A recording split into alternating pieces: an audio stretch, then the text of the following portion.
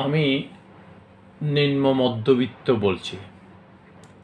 ফুয়াদ সনম।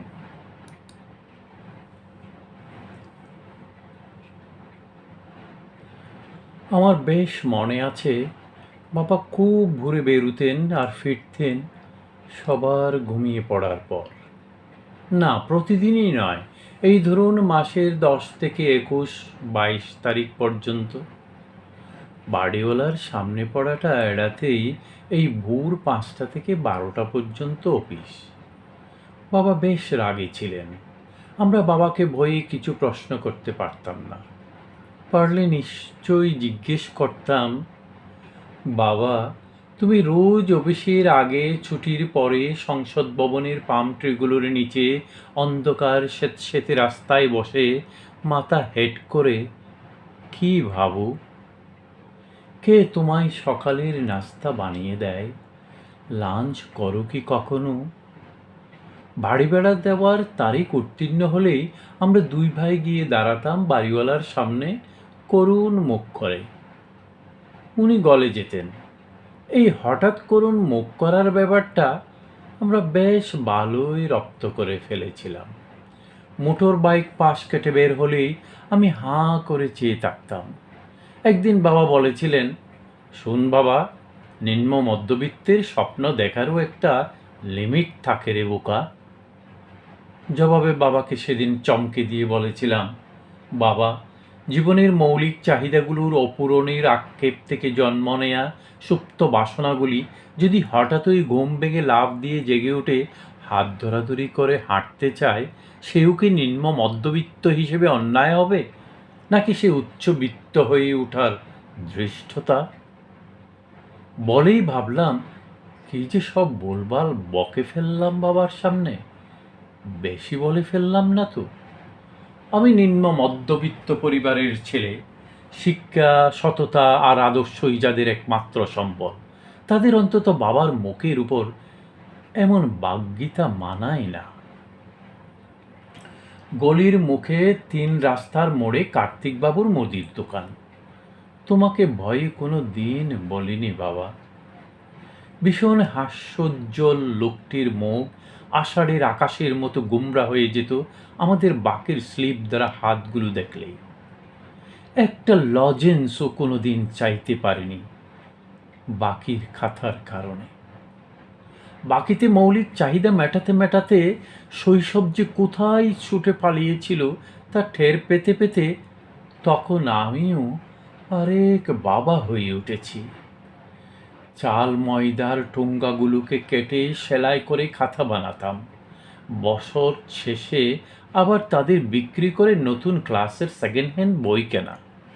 নতুন বই কেনার কথা তো কসমিন কালেও ভাবতে পারেনি। আমিষবিহীন পেঁপে ভাজি, আলুর ঝোল, বেগুন ভর্তা খেয়েই তো দিন রাত পার করেছি। অন্য কিছুর চড়া আছে আমাদের বাজারের ব্যাগ জ্বলে যেত সে সময়। অন্য কিছুর সামর্থ্য ছিল না বলে ঈদে পরবে কদাচিৎ জুটেছে ফার্মের মুরগি। আমাদের পিঠুপিঠি 2 ভাইয়ের জন্য একটি শখের জিন্স প্যান্ট কিনতে পেরেছিলাম 300 টাকা খরচ করে, তাও 1 মাসের একটি টিউশনির বেতন দিয়ে। মা সেটা আলমারিতে তুলে রাখতেন। যদিও কোথাও দাওয়াত পড়ত, আমরা ভাগ করে নিতাম কে গায়ে হলুদে যাবে সেটা পরে আর বরযাত্রী কে হবে। এমন কোনো অনুষ্ঠান ছিল না যে আমরা 2 ভাই একসাথে গিয়েছি। উপহার কেনার সামর্থ্য কোনো দিনই আমাদের ছিল না। তাই আমরা শুধু বরযাত্রী বা গায়ে হলুদেই যেতাম। আমি একজন নিম্ন মধ্যবিত্ত পরিবারের সন্তান, যাদের কোনো চাহিদা থাকতে নেই। আমাদের মা তবু খুব সুখী ছিলেন, কারণ ক্ষুধা লাগলেও আমরা ভাতের মার লবণ ছিটিয়ে খেতে পারতাম। তখনও মাছের কাঁটা বেছে খেতে শিখিনি, মাও সেটা জানতেন, দুষতেন দারিদ্র্যকে। আমি দিব্যি পটলের তরকারি দিয়ে আয়েশ করে খেয়ে ওঠার বান করাটা শিখে নিয়েছিলাম। স্কুলের টিফিনের জন্য জিদ করেছি কিনা ঢের সন্দেহ আছে।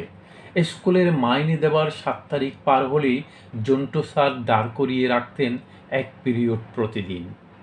জানলে বাবা যদি কষ্ট পায়, তাই বলা হয়নি সে কথা কোনো দিনই।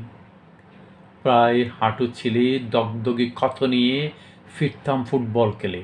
গভীর রাতে আমরা যখন ঘুমিয়ে পড়লে বাবা এসে কেরোসিন লাগিয়ে দিতেন অ্যান্টিসেপটিক হিসেবে। ঝরঝর করে পানি পড়ত তার চোখ বেয়ে। কেন বাবা, কেন ফেলতে? আমার হাঁটুর ক্ষত, এই যে রক্তাক্ত চামড়া ছেঁড়া, কেন যে তার চোখের পুকুরটাকে আন্দোলিত করে যেত, সে সময় বুঝতে পারিনি।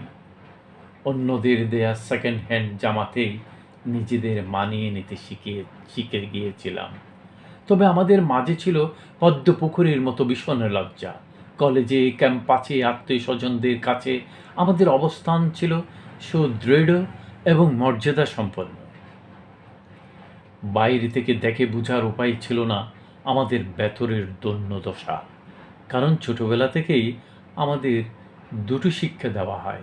এক, আমরা নিম্ন মধ্যবিত্ত পরিবারের সন্তান, আর দুই, আমরা সম্ভ্রান্ত পরিবারকে ধারণ করি। আমাদের বুক, পেট, তলপেট, উদর, বৃহদান্ত্র, ক্ষুদ্রান্ত্র সব ক্ষুধার তাড়নায় ফেটে ছিন্ন ভিন্ন হয়ে গেলেও আমাদের মুখে সবসময় চাঁদের হাসি লেপ্টে থাকত। আমাদের মুখে সবসময় চাঁদের হাসি লেপ্টে থাকে।